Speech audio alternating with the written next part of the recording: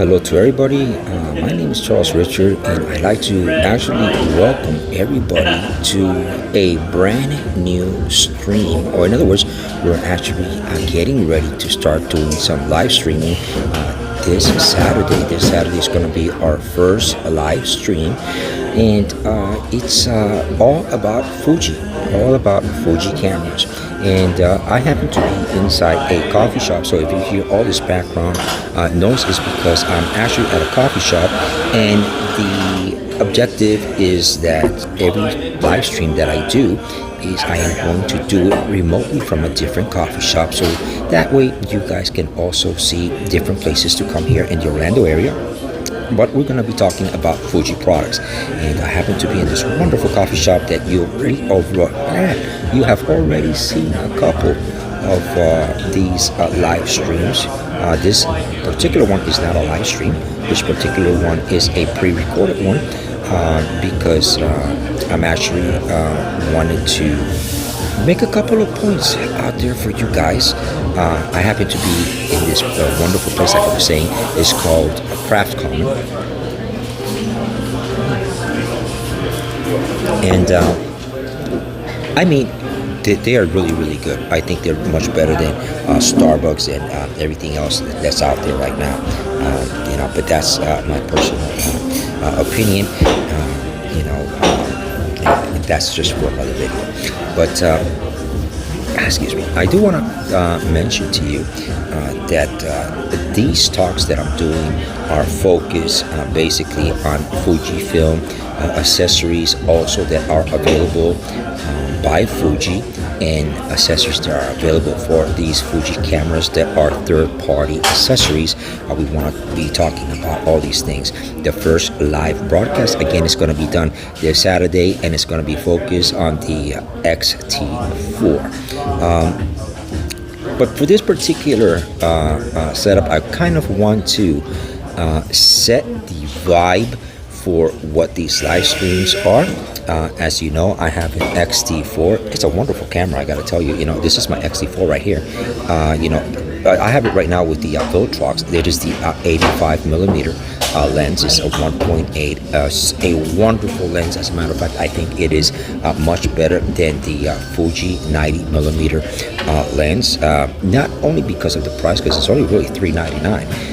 And most Fuji lenses run about $1,000, and so when you start adding up $1,000 for this lens, for this prime lens, and $1,000 for another prime lens like the 56 1.2, which is I think it's like $1,200. Don't get me wrong, the 56 1.2 is a gorgeous lens, and it is definitely a lens that I recommend 100%. But not everybody has $1,200 to be able to put on a body that already costs $1,800. So there's ways around that.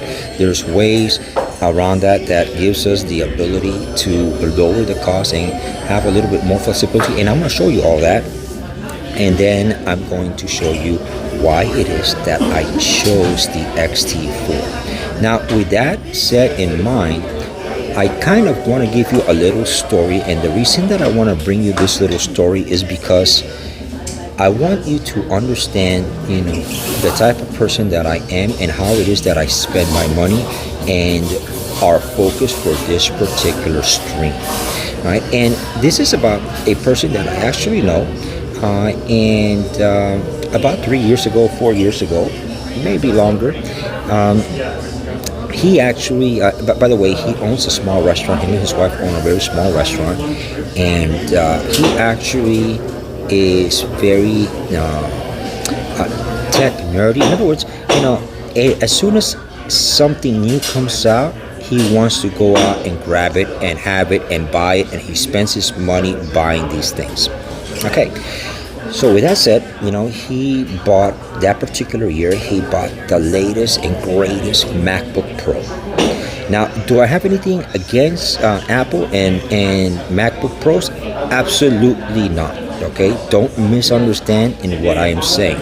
I have nothing absolutely against Apple or MacBook Pro. As a matter of fact, I love those laptops. But he spent over $3,000 for a MacBook Pro.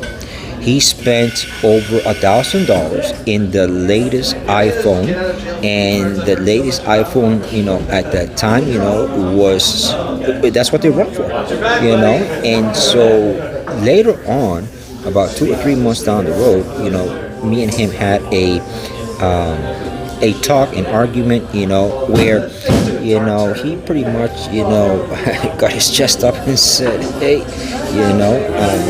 I know what I'm doing. I know how to spend my money. I go, okay, all right, I didn't say much, but I asked him this question. I asked him, okay, tell me, you spent $3,000 for your laptop, right? Yeah. Okay, so what do you do on your laptop? Oh, I surf the internet. I go, okay. Is that all you do? Oh, yeah, that's what I do. So he went out and he spent $3,000 for a laptop just to surf the internet. Now, he doesn't do video production on it. He doesn't do photography on it. He doesn't do programming on it. He doesn't do nothing but surf the internet on a $3,000 laptop. Really? Okay? So, you know how to spend your money. I didn't say nothing, okay? I just left it at that. All right? And so, my next question to him was, okay, so what do you do on your phone? And he goes, well, I answer my phone calls, and I go, well, do you surf on your phone? I mean, do you go on the internet? He goes, no, when I come, to my restaurant, I open up my laptop, and I surf the internet on my laptop. So you don't surf the internet on the phone? No, I just answer phone calls. I mean, I could have picked a phone from Walmart for $30 just to answer phone calls if that's the only thing I was going to do with the phone. Do you understand where I'm getting at? Okay? He spent over $1,200 for a phone just to answer phone calls. Hell, a Walmart phone will do the same exact thing. A Walmart phone will do the same exact thing. A flip phone will do the same exact thing. So does it make any sense to spend that money like that? No. And the same reason, the same thing that I'm bringing you this example is the same focus that we are going to be focused on this particular channel. I bought the XT4 because I do cinematography work. But I don't only do cinematography work. If I was just a person that I wanted to use the camera just to do cinematography work, the XT4 would probably not be the best choice for me, because the idea is that if I just need a camera to do cinematography work, I would have gotten possibly something else. All right? But with that said, there's nothing that will compare to the color science of Fuji. All right? So that sold me from the beginning. Okay? Now, on the other hand, people say, oh yeah, but the XT4 has image stabilization. Well, if I'm doing cinematography work, I'm not going to be using IBIS. Let me repeat that again. If I'm doing cinematography work, I will not be using IBIS. Okay, did you guys understand that?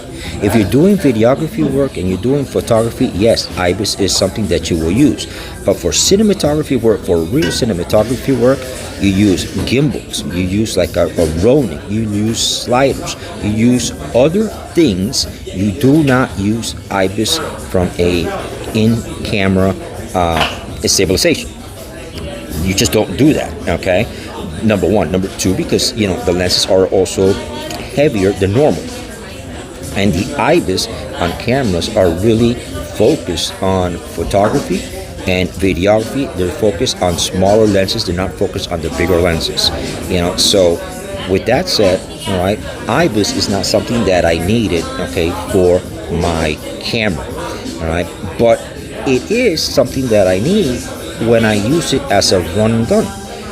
I don't always do cinematography. I'm not always filming short films. I'm not always shooting, big films, for the big screen.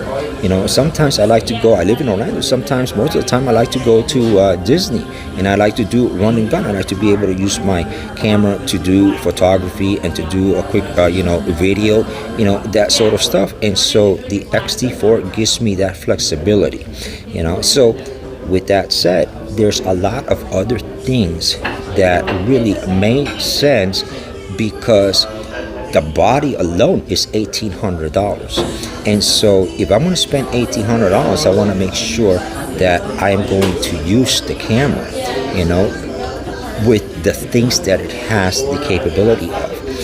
If you don't have the budget, the $1,800 budget, and you're just going to be a photographer, there's other cameras that the Fuji line actually has that are a little bit less expensive that will allow you and leave more money in your pocket to get maybe more lenses or other accessories. Because once I build out my camera, once I finish building out my camera, I'm going to have $10,000 in the camera very easily. By the time I get my rig, by the time I get my rails, by the time I get my follow focuses, my matte boxes, by the time I get all the stuff, I'm going to have a camera that is going to be somewhere around $8,000-$9,000, and that's not counting the lenses, because Cine lenses are expensive. Cine lenses start about $2,000-$3,000 for the good ones per lens. So you're talking about some heavy investing. So if you're not going to use it, you know what I'm saying? There's other things that Fuji makes that are probably a better deal. Now, if you are looking to invest, okay, and build, then that's a different story. I can see you making that investment, but it is not, like a couple of $100, okay? It's an $1,800 body, all right? And that alone should make you want to stop and think, because it's not just a couple of bucks. It's like saying, I'm going to go to Burger King, I'm going to buy a $5 Whopper or a $6 Whopper. No, you're talking about $1,800, all right?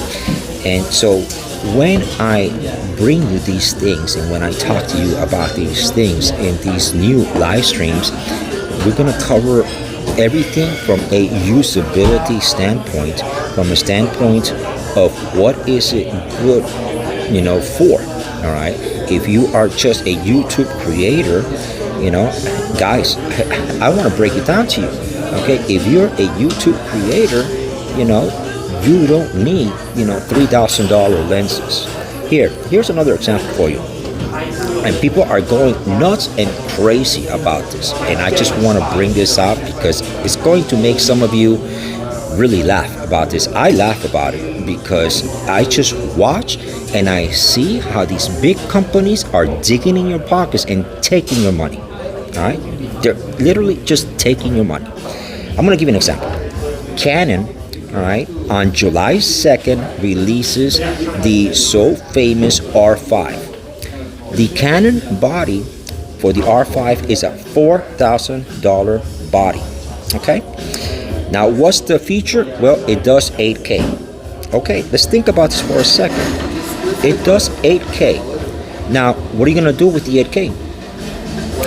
Let's think about this for a second. YouTube doesn't support 8K yet. Facebook doesn't support 8K yet. You still don't have TVs out there that support 8K yet. So you're going to buy a $4,000 body to film 8K that is unusable because there is really no place to put 8K yet. By the time that technology catches up, by the time YouTube, right, does 8K on their platform or Facebook, or you have, the ability to buy these 8K monitors, that body on that camera will be going on the market for $2,000. So in the meantime, you want to spend $4,000 for something that you cannot use, all right? When it becomes a usable tool, you could have saved $2,000. I'd rather wait until I can actually use the tool. I don't care about being the latest and greatest. It doesn't do me no good if I can't use it. Do you follow what I'm saying now? So that is what we're doing here. Okay, that's the perspective that we're using here. And I hope that you understand what I am coming from and where I am coming from, because I want to be very clear as to what it is that we represent here, and what it is that we're going to be doing here when we bring all these people from Fuji and we explain how to set up IBIS on the X-T4. As a matter of fact, this coming Saturday, our first live stream, we are going to be talking about the X-T4. We're going to be talking about IBIS, how to set up IBIS, because a lot of people are saying there's issues with IBIS, and there really is no issues with IBIS. You have to understand what lenses work and what lenses don't work, because it's a new camera. It is a new camera that every time there's a new lens or there's something else new, they have to build a software for it. They have to build, they gotta set it up. Let's put it this way. That's why when everything is new, you have all these different updates, and these updates are because they've actually added that lens to the lenses that are supported for IBIS, and so on and so on. All right, so I'm not going to get into that in this video, because that is for this Saturday, and we're going to talk about the X-T4. We're going to talk about how to set it up for multiple uses. We're focused mostly on cinematography. We're not focused on photography. We're not focused on videography. We're focused on cinematography. For the X-T4. Can we talk about photography? Can we talk about videography? Yeah, we can talk about photography and we can talk about videography, but I'm not a photographer, I'm not a videographer, I'm a cinematographer. And those are three different things, and you need to understand that these three, although they are similar because they all use the same camera, for example, or the same camera body, and they all have to be lit correctly, the way that you achieve, the final product for each one is totally different, completely different. Where in photography, you want something that's spot on, sharp. You do not want that in cinematography. You want something with character, So we're going to talk about all this, So I hope that you guys, can, join me this Saturday.